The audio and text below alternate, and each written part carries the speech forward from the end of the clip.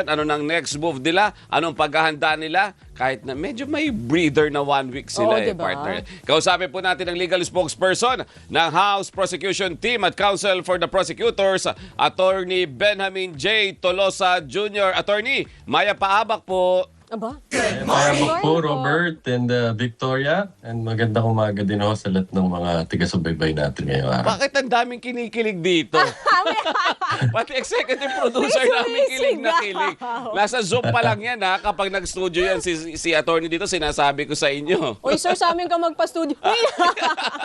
Go ahead, partner. Sir, unang katanungan, ano ang desisyon doon sa soft advice ni Presiding Officer Cheese Escudero na baka makakabuti kung maghanap ng ibang spokesperson dahil kayo po ay private prosecutor din. Pili daw po kayo ng isa.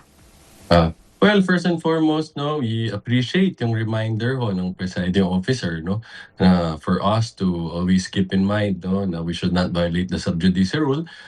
We've always been mindful of that, no, from the very start, and moving forward, no, mas pagigihan ho natin, siguraduhin natin yung mga sagot natin will not violate the rule. Ngayon, wala pa hong decision, no, dito ang prosecution panel, no, pero so sa ngayon I will continue to wear dual hats, no, so I will ask as private act as private prosecutor and spokesperson, no, but para masigurado na lang ho siguro maiwasan yung risk na ma-violate natin yung rule kapag oras na tayo ho yung sasalang dyan to either present a witness, conduct cross-examination, kung ano man, no, siguro I'll just dial back ho, no, yung mga spokes duties ko para maiwasan natin yung violation.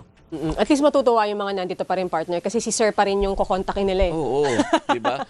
I-ring pa lang nila, i-message pa lang na, Kinikilig na attorney, sila. pwede po ba kayong mag-guest? May kasama ang kilig. Yung pala yung... Lagi hong bukas yung linya natin. Ay, narinig ganda, ko yan, ha? Sino ba dyan? Ellen?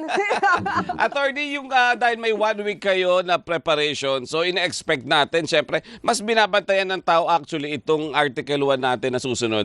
Itong Madugo confidential ito. funds. Kasi gusto nila makilala, di ba? Si Mary Grace Piatos at kung sino-sino man. Paano paghahanda po ang gagawin ng prosecution para po dito, attorney? Tama po. So, well, now, ang mga unang witnesses ho natin, no, we already informed the court about their identity.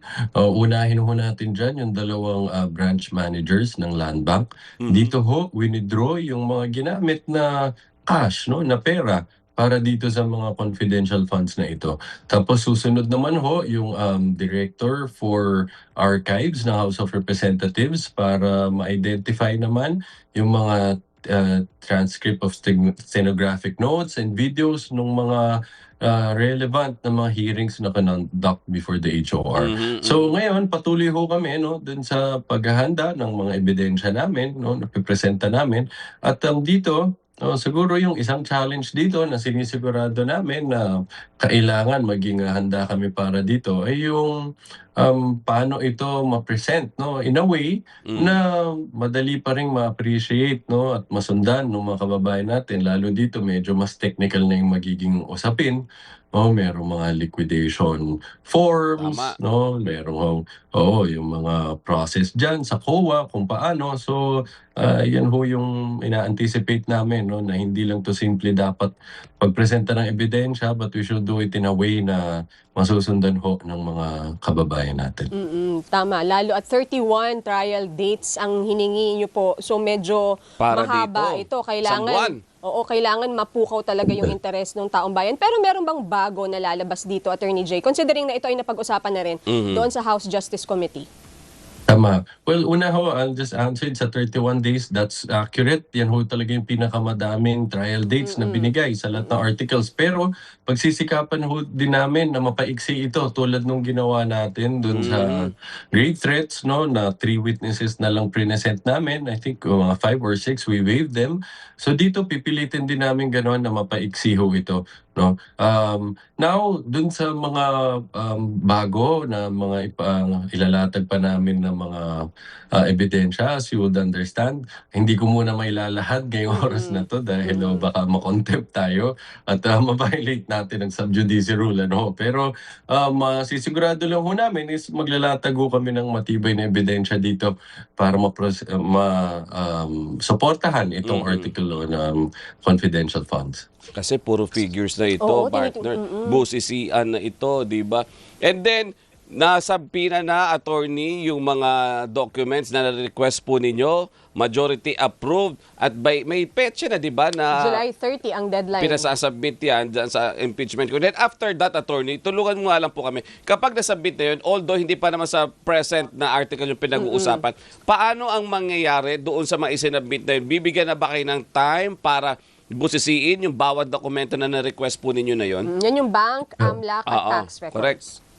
Yes, Sir Robert and Victoria. So, ang gagawin namin dyan, so aralin na namin itong documents na to. And most probably, we will enlist the help of financial experts, no, para matulungan tayo to crunch the numbers and make sure ma-present natin to ng mas simple at maliwanag, no, na pamamaraan, again, para maintindihan natin pare-pareho ng mas madali kasama ng mga kababayan natin na sumusunod sa atin. No? So, ngayon, most probably din dahil madaming documents ito, hingi kami ng pagkakataon sa korte, no, na mamarkahan itong mga to, no, para hindi na gawin yon during sa trial itself, para wag nang kumain ng oras, masyadong matagal. No? So, probably do it before the clerk of court. No?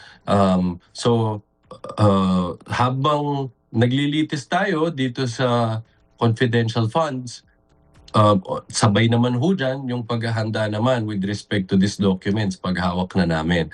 Para pagtapos na ho tayo sa confidential funds and then we go na dito sa unexplained wealth, ready na ho, no, para mapresenta namin ng mabuti itong mga dokumento na to. So, meron naman na tayong idea dyan, no, dahil dun sa AMLAC records, no, dun sa mga transactions, nakita na natin dyan. Yan po yung 6.7 billion of financial transactions. But with the bank records, mas klaro na magkano talaga, no, yung per each account na naging laman ng accounts, no, at pag tatagpi-tagpiin ho yan, no, para makikita magkano yung mga fresh inflows ng funds para masabi during this period ito yung kabuong yaman na pumasok dyan. Ayun. So, mahaba-haba pa, Oo. matagal-tagal pa, pero importante, dapat daw unawaan ng kababayan natin yung nangyayari pinakamahalaga. sa impeachment trial. Attorney, for the meantime, maraming salamat Salamat po, sir. Kita-kits po tayo sa anong ganap bukas. In-invite na. On air. Ang aga pa naman. Yes, ma'am. Attorney, Yes, sir. Magandang thank you. umaga ho ulit sa inyo. Thank you, sir. Maraming salamat po sa Attorney Benjamin J. Tolosa Jr., legal spokesperson ng House Prosecution Team at Counsel for the Prosecutors. Partner, bago tayo magbabay. Babay na meron po, ba? pero isang pagbati lang po kay Francis Dedel ang bilas ng aking kaibigan at aking mamshi na si Joseph Delim. Hello po! Bye! Happy weekend! Happy weekend!